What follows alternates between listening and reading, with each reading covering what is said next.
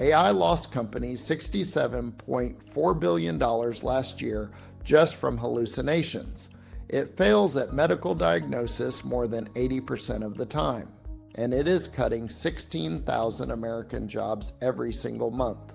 But do not worry. The guy selling you the AI subscription says it is going great. Look, I work with AI every single day. I build content with it. I use it for testing. I am not anti-AI, but I am anti-BS. And right now, there is so much hype drowning out the real problems that people are making terrible decisions because they think this technology is further along than it actually is. So today, I am counting down the 5 biggest reasons AI still sucks, not to trash it. Because if you understand the real limitations, you will use it better than everyone. If you like the content, please like and subscribe to the QA Revolution channel. Wait until the end to hear the top reason AI sucks. Reason number 5. AI costs an absurd amount of money to build, run, and maintain, and almost nobody is being honest about it. You hear about the subscription. What you do not hear about is the GPU compute costs, the energy bills, and the army of humans reviewing outputs. Grant Thornton found 78% of executives lack confidence they could pass an AI governance audit. You are spending money you cannot prove is safe. Training one model uses as much energy as 5 cars in a lifetime. One query uses 10 times more electricity than a Google search. This is the business model. But hey, at least the chatbot can write you a mediocre poem about your dog. Totally worth the carbon footprint of a small nation. Let us keep going. Reason number 4, AI hallucinates. And I do not mean it gets a little confused sometimes. I mean it will look you dead in the eyes and confidently tell you something that is completely made up, with perfect grammar, in a professional tone, with citations that do not exist. It is the most articulate liar you have ever met. If a human employee lied to customers 60% of the time, you would fire them before lunch. A peer-reviewed study in Nature found hallucination rates between 50 and 82%, depending on the model and the task. Stanford found 58 to 88% hallucination rates on legal queries. A 2026 UC San Diego study found AI-generated product summaries hallucinated 60% of the time. And here is the kicker. OpenAI's newest reasoning models, the O3 and O4 Mini, hallucinate more, 33 and 48% respectively. The smarter the model thinks it is, the more confidently it makes things up. Sound like any developer you know? Reason number 3, AI does not just have a bias problem. It automates bias at a scale no human hiring manager could ever achieve manually. And that is not a feature request, that is what is actually happening right now. HireVue was one of the biggest names in AI recruiting. They built facial analysis technology to predict job performance based on expressions and voice patterns. Thousands of real candidates were screened with this technology. Real people were rejected because an algorithm decided their face did not look hireable. Then researchers proved it was pseudoscience. The science did not hold up. HireVue abandoned the tech, but the rejected candidates, nobody called them back. Here is the structural issue. These models learn from historical data. Historical data reflects historical discrimination. Train an AI on biased hiring records, and it learns to underrepresent those same groups.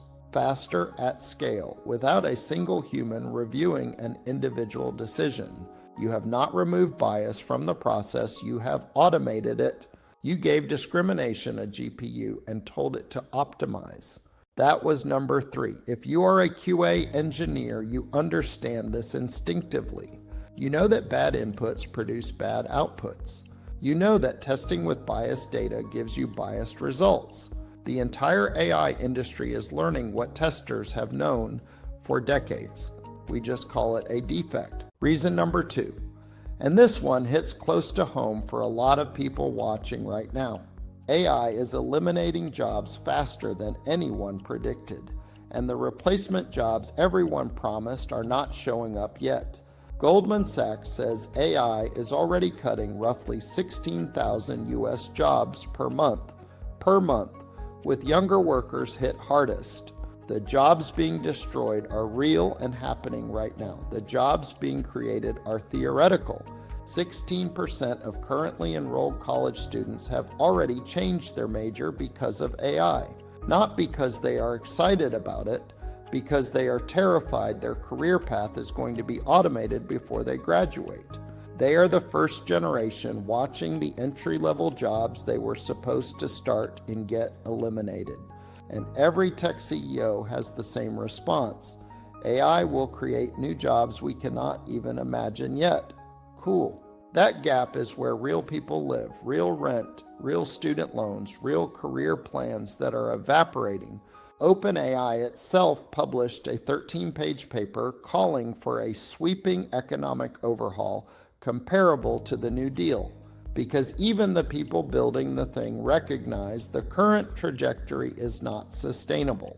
When the company causing the disruption says someone needs to fix the disruption, that should tell you something. The trajectories do not match.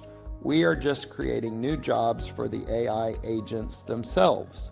One more, number one, and it is the reason all of the other four are allowed to keep happening. They call it a feature. 36 out of 40 models are more likely to give you a confident wrong answer than to admit they have no idea. Reason number one, the biggest problem with AI in 2026. When AI fails, nobody is accountable. Not the company that built the model, not the company that deployed it, not the person who typed the prompt. Nobody. The Stanford AI Index 2026 report documented 362 AI incidents in 2025. That is a 55% increase year over year. Incidents are accelerating, and the systems for dealing with them are still being written.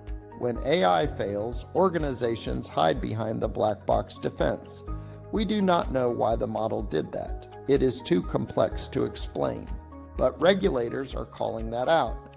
FINRA and the SEC warned firms they are fully responsible for AI outputs.